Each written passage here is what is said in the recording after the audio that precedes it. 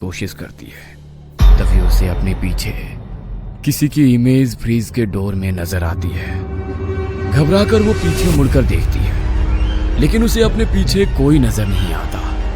लेकिन दीवार पर खून से बनी एक स्माइल जरूर दिखाई देती है। रिंकी के मुंह से चीख निकलती है और वो दौड़कर अपने बेडरूम में पहुंच जाती है।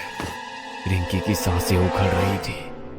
अपनी सांसों को संभालते हुए वो जैसे ही दीवार की तरफ देखती है, उस दीवार में एक चेहरा उभरता हुआ उसे नजर आता है, जिसके होठों पर वही खौफनाक स्माइल थी।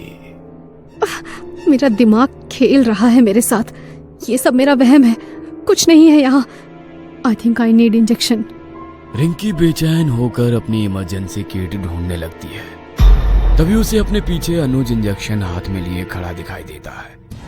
उसे देखकर रिंकी चीखकर वहां से भागने लगती है। तभी भागते हुए उसके हाथ में कुछ देर पहले तक कुरियर से आई तस्वीर लग जाती है, जिसे हाथ में उठाकर वो अपने घर के बाहर भागती है और गाड़ी लेकर सड़कों पर यहाँ वहां दौड़ाने लगती है।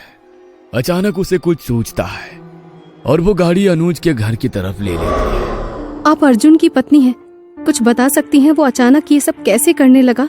अचानक नहीं, उसे काफी समय से मेंटल इश्यूज थे। उसकी आंखों के सामने उसके पापा की मौत हुई थी और तभी से उसे एंजाइटी और डिप्रेशन हो गया था।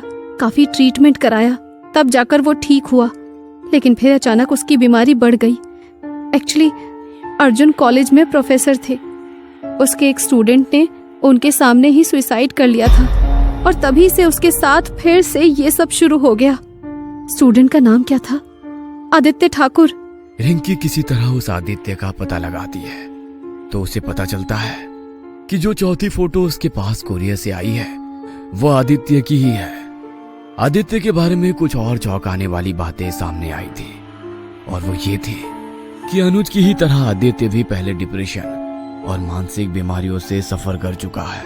एक बात पूछूं आपसे, क्या आपके घर में कोई ऐसा था जिसकी मौत आदित्य की आंखों के सामने हुई हो? जी नहीं, ऐसा तो कुछ नहीं हुआ। रिंकी आदित्य की माँ से बात करके जाने लगती है। सुनिए, किसी परिवार के सदस्य की तो नहीं, हाँ लेकिन हमारे कुत्ते जेरी की मौत उसके सामने हुई थी। आदित्य जेरी से बहुत प्यार करता था। उसकी मौत के बाद 1 हफ्ते तक सही से खाना तक नहीं खाया था उसने। जेरी उसके लिए उसका पेट नहीं, भाई था। Thank you for helping me. अब थोड़ा थोड़ा समझ में आने लगा है कि आखिर ये सब मेरे आसपास क्यों हो रहा है। ये डीमन सिर्फ मेरे दिमाग से खेल रहा है। मुझे बस स्ट्रॉन्ग रहना है, मैं उसे खुद पर हावी नहीं होने दूंगी। डॉक्टर, आप ठीक तो है ना? आपका चेहरा इतना बुझा हुआ सा क्यों है? मैं ठीक हूँ, चलो विजिट पर चलते हैं। रिंकी एक एक करके मरीज के वार्ड में जाकर उनसे मिल रही थी, लेकिन आज उसे सारे मरीज उसकी तरफ देखकर वही खौफनाक मुस्कान लिए नजर आ रहे थे। रह रहकर उसे अपने आसपास भयानक चेहरे नजर आते, धुएं की तरह अचानक उसके सामने से गायब हो जाते। उसे बार बार ऐसा लगता कि कोई भयानक आवाज में उसके कानों में आकर फुसफुसा रहा हो। रिंकी लगातार उन आवाजों को और उन चेहरों को नजरअंदाज करने की कोशिश कर रही थी, लेकिन यह आवाज उसकी नियति बनकर उसका पीछा छोड़ने को तैयार ही नहीं थी। बस आज की रात, आज तुझे चलना ही होगा, आज तुझे चलना ही होगा। रिंकी कानों में आती उन आवाजों से पीछा छुड़ाने के लिए हॉस्पिटल से निकलकर वापस अपने घर की ओर निकल जाती है। पिछले 3 दिन से रिंकी हॉस्पिटल नहीं आई थी। अस्पताल स्टाफ लगातार उसका फोन नंबर ट्राई कर रहा था, लेकिन उसके तरफ से कोई रिस्पॉन्स नहीं मिल रहा था।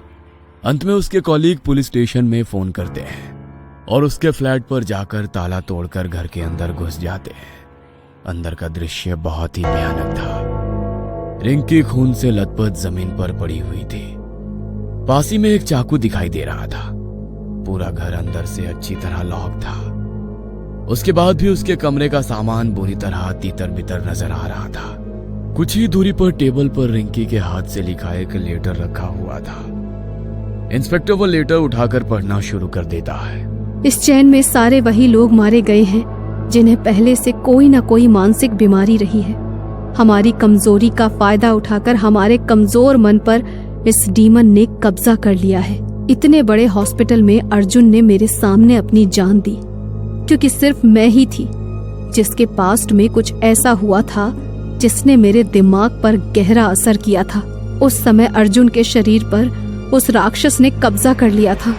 वो खुद नहीं मरा, बल्कि उस डीमन ने उसे बेदर्दी से मार डाला, और उसके मरने के बाद अब ये कर्स मुझ पर पहुंच गया है।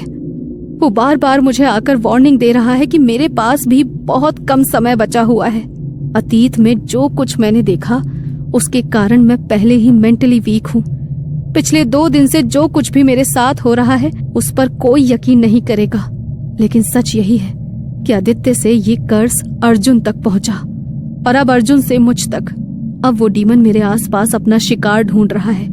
जैसे ही उसे कोई ऐसा आदमी मिला जिसने अपने किसी करीबी को मरते देखा हो, तो उसे मानसिक रूप से कमजोर इंसान के सामने ही वो डीमन मुझ पर हावी होगा और फिर मेरी जान ले लेगा, ताकि ये कर्स फिर उस व्यक्ति पर शिफ्ट हो जाए।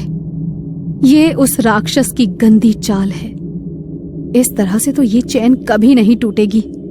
लोग एक एक करके मरते रहेंगे और इस डीमन की भूख ऐसे ही बढ़ती जाएगी। किसी को तो इसे रोकने के लिए कोशिश करनी ही पड़ेगी।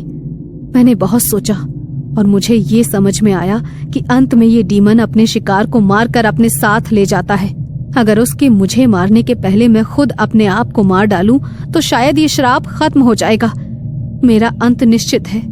वो डीमन मुझे मारकर इस श्राप को आगे किसी और तक पहुंचाए, उससे पहले मैं। लेटर बस इतना ही लिखा गया था। शायद इसके आगे कुछ लिख पाती। उससे पहले ही रिंकी का सामना अपनी मौत से हो चुका था। रिंकी के कमरे में लगे सीसीटीवी में काफी विचलित कर देने वाले दृश्य कैद हुए थे। लिखते लिखते अचानक ही रिंकी डर से जोर जोर से चीखने लगती है। उसके कमरे में इतनी तेज हवाएं चल रही थी कि उसके बाल हवा में ऊपर की तरफ खड़े हो गए थे। रिंकी के चेहरे पर खौफ साफ नजर आ रहा था। वह घबराकर अपने चारों तरफ देख रहे थे कि तभी रिंकी पूरी ताकत लगाकर चीखती है और उसके बाद पागलों की तरह पूरे कमरे का सामान उठाकर इधर उधर फेंकने लगती है। उसके बाल हवा में थे। ऐसा लगता था किसी अदृश्य शक्ति ने उसे बालों से पकड़ रखा है और घसीटकर उसे कमरे से बाहर ले जा रही हो। अचानक ही रिंकी टेबल पर रखा चाकू उठाती है और उससे अपने हाथों को काट लेती है। रिंकी का शरीर निठाल होकर जमीन पर गिर चुका था। अंतिम बार रिंकी का चेहरा जब सीसीटीवी में दिखा तब वो डरावने तरीके से मुस्कुरा रही थी और उसके कुछ ही पलों में उसकी मौत हो गई थी। ये केस बहुत ही मिस्टीरियस है। क्या वाकई डॉक्टर रिंकी के ऊपर किसी डेमन का साया था या फिर वो साइकिट्रिस्ट होकर खुद मानसिक बीमारी से जूझ रही थी?